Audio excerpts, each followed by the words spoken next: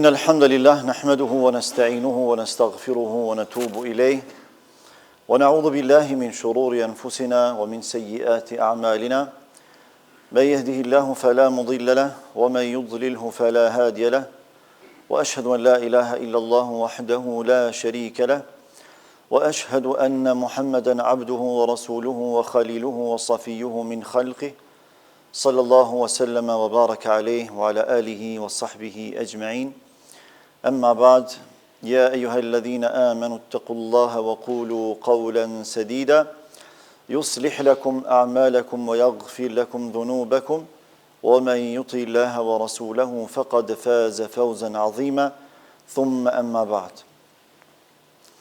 Vetëm Allahun adhurojmë, vetëm atë falenderojmë dhe vetëm prej tij ndihmë dhe falje kërkojmë. Salavatet, selamet dhe përshëndetjet më të përzemërta dhe më të sinqerta çdo herë dhe pa ndërprerje më të dashurit të Zotit ja dërgojmë Muhammedit alayhi salatu wassalam, familjes së tij, shokëve të tij dhe gjithë pasuesve të traditës së tij deri në ditën kur nuk do të ekzistojë më kjo gjësi. Zoti i Madhërisëm në Kur'anin famadh urdhëron e thot: O ju besimtar, tregoni dhe dëshmoni frikë respekt meritor ndaj Zotit tuaj, dhe mos flisni vetëm se atë e cila është e drejtë, e qelluar dhe e vërtetë. Nëse ju e bëni një gjë të tillë, Allahu do ta përmirësoj juve veprat tuaja, do ta fal juve mëkatet tuaja. Kush e pason Allahun dhe të dërguarin e tij, do të përfundojë si triumfues madhështor. Besimtarë nderuar, gjatë këtyre ditëve jemi sprovuar me vërshime dhe me përmbytje, në veçanti në Shqipëri, por dhe në disa rajonet Kosovës. Dhe kjo padyshim se duhet të na bëjë që të mendojmë, të reflektojmë dhe që të pendohemi sinqerisht tek Allahu i Madhërisëm, për arsye se fatkeqësitë nuk vijnë vetëm se me caktimin e Allahut fillimisht, pra nuk ka mundësi që të zbret një pikë uji vetëm se me dijen e Allahut, dhe nuk ka mundësi që të ndodhë ndonjë vërshim vetëm se me lejen e tij. Allah thot në Kur'an: Inna kulla shay'in khalaqnahu biqadar. Ne çdo gjë e kemi krijuar në masë, pra edhe në masën e dur, edhe me caktimin e Allahut subhanahu wa taala.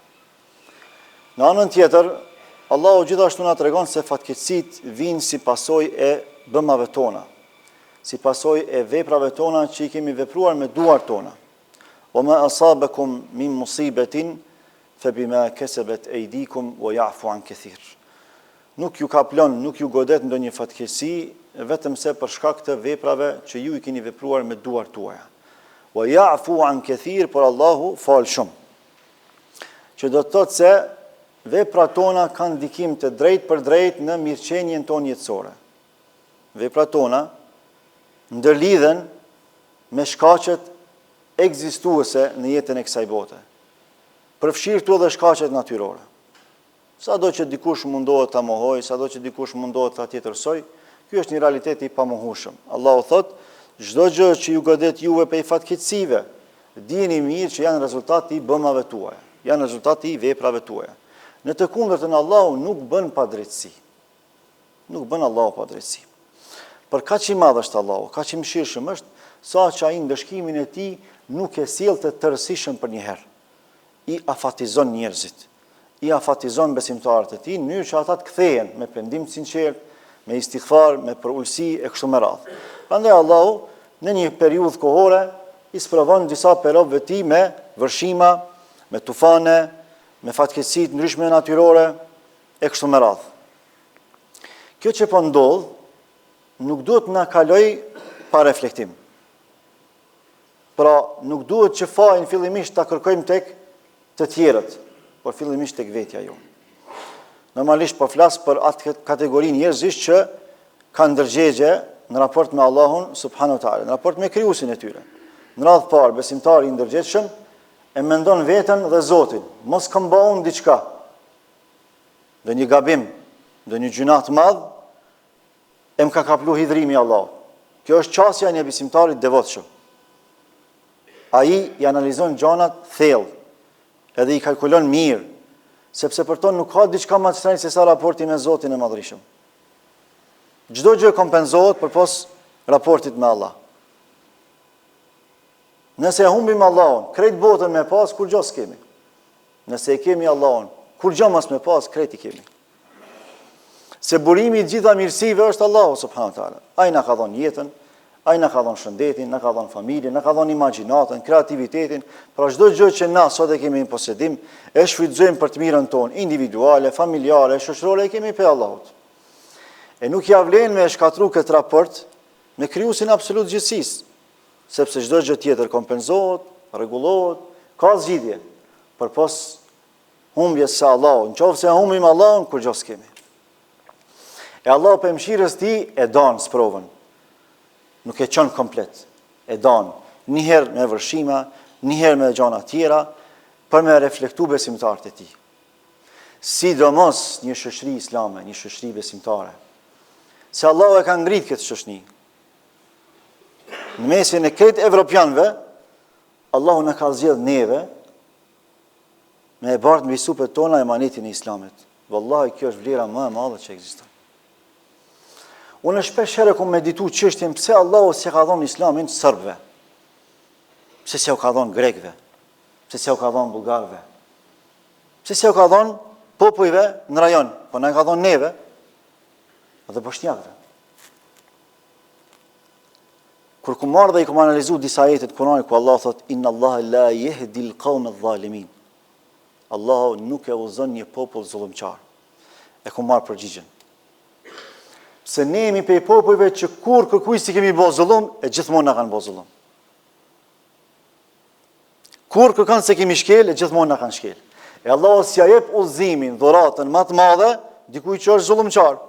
E këtë qëta popuj për rreth, janë ndërtu, janë shtetë formu me zullum, për pos neve. Na gjithmonë jemi të shkelun. E Allah të shtyptit ja jep vlerën më të madhe, ja jep dhuratën më të madhe. Neve na ka dhënë islamin, na ka dhënë imanin e pastër. E tash kur Allahu të jep një vlerë kaq të madhe, edhe ti nuk e falenderon Allahun, tregohesh mosminjos, përbuzës, i shkel kufijtë e Allahut, ose e mban islamin vetëm në gjuhë, jo në zemër, jo në vepra, jo në gjymtyr, atëherë kjo është tradhtim ndaj Allahut. Edhe Allahu çon sprova. Si thot Hasan el-Basriu, Allahu i sprovon disa prej besimtarëve të tij me frikëra të ndryshme.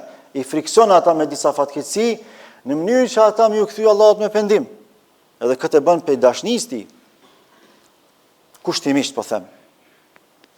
Sikur se vepron një prind i mirë me fëmijët e tij. Nëse fëmijët e tij i dalin dursh, fillojnë më rebelu, fillojnë me u bë të padëgjueshëm, çka bën prindi? I sanksionon.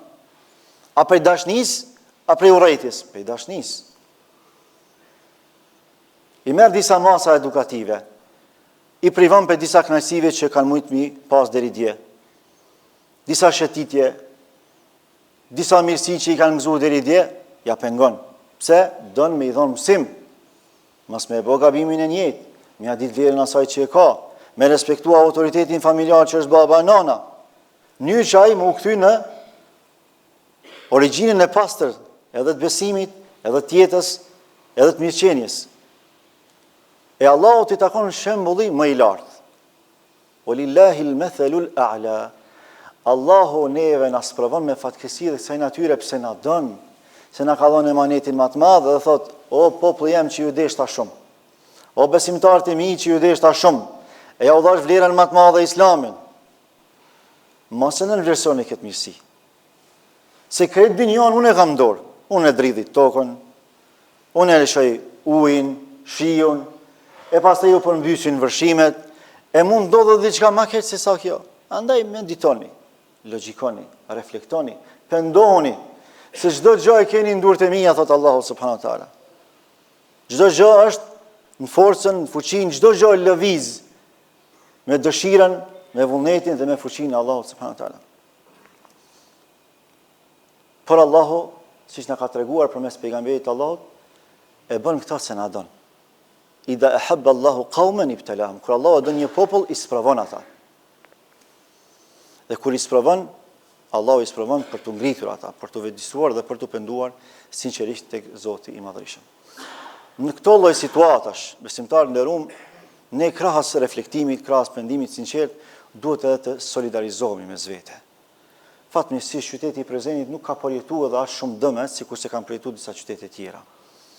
Është e udhës që me u ndihmu me aq sa kemi mundësi. Është e udhës që spaku me u solidarizu me ta moralisht, me dua, me lutje, sinqert. Edhe përgjithsisht, kolektivisht, si shoqëni, me bë sa më shumë istighfar, me kërku falje tek Allahu, se besoni jemi çu pesh. Jemi çu pesh, e mira na ka çu pesh. Por që vjen dita në shoqëninë tonë, shahat Zoti, shahat pejgamberi Zotit, shahat Kurani, shahat muslimani vetë se shkon edhe i bën ibadet Allahut në xhami, kur se kishin bë mend. Kur se kishin bë mend. Ju e dini shumë mirë, sidomos ju më të vjetrit, shkau s'ka guxu me bani gjatë tillë. S'ka guxu me bani gjatë tillë shkau. Ndoshta na ka urry edhe në fe, edhe në dhe, në çdo aspekt na ka urry, po s'ka guxu me bani gjatë tillë. E kur për i dëgjojmë për disa shqiptarve, që po e shajnë Allahun, që po e shajnë fejnë Allahut, që emrat i kanë Hasan e Husein, e nonat i kanë Hala me Shamia, vallahi është për mu çudit. E para se gjithash, është për mu friksu shumë. Jo për ne, po për ata. Për gjendin e tyre, për ata çfarë i pret ata.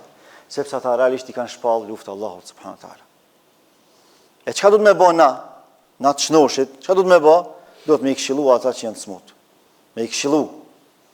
Sinqerisht, vllaznisht me i këshilu. E në qoftë se ata nuk marrin vesh, çka do të me bë? Do të mu anku në organet gjejtëse. Jo me marr ligjin dorë, por me ngrit zanin, në institucionet përkatëse dhe më thonë e ka dalë se këta po na prekin gjonat më të shtrenjta që na i kemi. Ta po na prekin besim. Dhe për neve nuk ka diçka më me vlerë se sa besimi, se për çet besim Allahu na ka kriju. Për çet besim na jetojmë. Për që të besim Allahu na ka dhënë edhe familje, edhe adhe, edhe kom, edhe çdo gjë. Krejt na i ka dhënë Allahu, këto janë mjete. Gjitha këto mjete na i ka dhënë Allahu për me realizu qëllimin. E qëllimi është me besu Allahun, me kënaq Allahun. Edhe me fitu xhenetin inshallah taala. Lutim Allahun që këtë popull, këtë vend dhe gjithë shqiptarinë përgjithësi ta ruaj nga çdo fatkeqësi. Fatmirësisht dëmet janë materiale, shqyr nuk ka dëme njerë, spaku deri sot nuk kam hasur ndonjë informacion tillë. E lutim Allahun me kaq me ndërprej, e na me u vetdisu, e me u kthy Allahu sinqerisht, e me adhuru Allahun çish ai don, e me nis, e me fuqizu raportin ton me Allahun subhanahu wa taala, ashtu siç ai prej nesh kërkon. أقول قولي هذا وأستغفر الله لي ولكم ولسائر المسلمين من كل ذنب فاستغفروه إنه هو الغفور الرحيم والحمد لله رب العالمين.